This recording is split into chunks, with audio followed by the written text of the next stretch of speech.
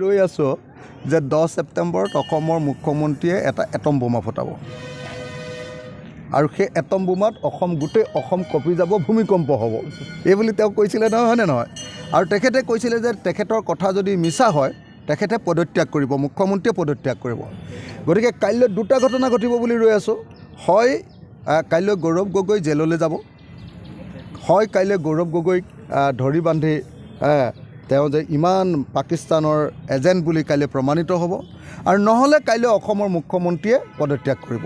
এই দুটাৰ ভিতৰত কাইলৈ এটাটো হ'বই লাগিব, কাৰণ মুখ্যমন্ত্ৰীয়ে নিজৰ মুখেৰে কৈছিলে কথাটো, হয়নে নহয়? এতিয়া আমি সেইকাৰণে মুখ্যমন্ত্ৰীয়ে বহুতবাৰ কৈছিলে নে নাই? কমেও 100 বাৰমান কৈছে, হয়নে নহয় কওক? গতিকে যদি এজন মুখ্যমন্ত্ৰীয়ে দেককৈ মিছা কথা কয় যে তেওঁৰ ওচৰত যিটো বোমা আছে সেইটো এটম বোমা নহয়, সেইটো ফাকা ফটকা যদি ফাকা ফটকা হয় তেতিয়াহ'লেতো মুখ্যমন্ত্ৰী একদম মিছলীয়া বুলি কাইলৈ প্ৰমাণিত হ'ব। আৰু যদি কাইলৈ মুখ্যমন্ত্ৰীয়ে প্ৰমাণ কৰি দিব পাৰে তেতিয়াহ'লেতো কাইলৈৰ পৰা আৰু অসমত গৌৰৱ গগৈ নাথাকিব। আৰু পাকিস্তানৰ লগত সম্পৰ্ক ৰাখিলে, পাকিস্তানৰ এজেণ্টগিৰি কৰিলেতো অসমৰ মানুহে কেতিয়াও সহ্য নকৰিব। গতিকে কাইলৈ অসমৰ ভাগ্য নিয়ন্ত্ৰণ হ'ব। হয় হিমন্ত বিশ্ব শৰ্মাই কাইলৈ পদত্যাগ কৰিব, নহ'লে কাইলৈ গৌৰৱ গগৈ জেললৈ যাব।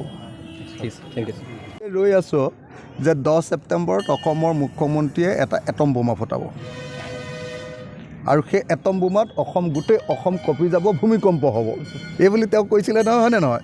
আৰু তেখেতে কৈছিলে যে তেখেতৰ কথা যদি মিছা হয় তেখেতে পদত্যাগ কৰিব, মুখ্যমন্ত্ৰীয়ে পদত্যাগ কৰিব। গতিকে কাইলৈ দুটা ঘটনা ঘটিব বুলি ৰৈ আছোঁ। হয় কাইলৈ গৌৰৱ গগৈ জেললৈ যাব, হয় কাইলৈ গৌৰৱ গগৈক ধৰি বান্ধি তেওঁ যে ইমান পাকিস্তানৰ এজেণ্ট বুলি কাইলৈ প্ৰমাণিত হ'ব, আৰু নহ'লে কাইলৈ অসমৰ মুখ্যমন্ত্ৰীয়ে পদত্যাগ কৰিব। এই দুটাৰ ভিতৰত কাইলৈ এটাটো হ'বই লাগিব, কাৰণ মুখ্যমন্ত্ৰীয়ে নিজৰ মুখেৰে কৈছিলে কথাটো, হয়নে নহয়? এতিয়া আমি সেইকাৰণে মুখ্যমন্ত্ৰীয়ে বহুতবাৰ কৈছিলে নে নাই? কমেও 100 বাৰমান কৈছে, হয়নে নহয় কওক? গতিকে যদি এজন মুখ্যমন্ত্ৰীয়ে দেককৈ মিছা কথা কয় যে তেওঁৰ ওচৰত যিটো বোমা আছে সেইটো এটম বোমা নহয়, সেইটো ফাকা ফটকা যদি ফাকা ফটকা হয় তেতিয়াহ'লেতো মুখ্যমন্ত্ৰী একদম মিছলীয়া বুলি কাইলৈ প্ৰমাণিত হ'ব। আৰু যদি কাইলৈ মুখ্যমন্ত্ৰীয়ে প্ৰমাণ কৰি দিব পাৰে তেতিয়াহ'লেতো কাইলৈৰ পৰা আৰু অসমত গৌৰৱ গগৈ নাথাকিব। আৰু পাকিস্তানৰ লগত সম্পৰ্ক ৰাখিলে, পাকিস্তানৰ এজেণ্টগিৰি কৰিলেতো অসমৰ মানুহে কেতিয়াও সহ্য নকৰিব। গতিকে কাইলৈ অসমৰ ভাগ্য নিয়ন্ত্ৰণ হ'ব। হয় হিমন্ত বিশ্ব শৰ্মাই কাইলৈ পদত্যাগ কৰিব, নহ'লে কাইলৈ গৌৰৱ গগৈ জেললৈ যাব।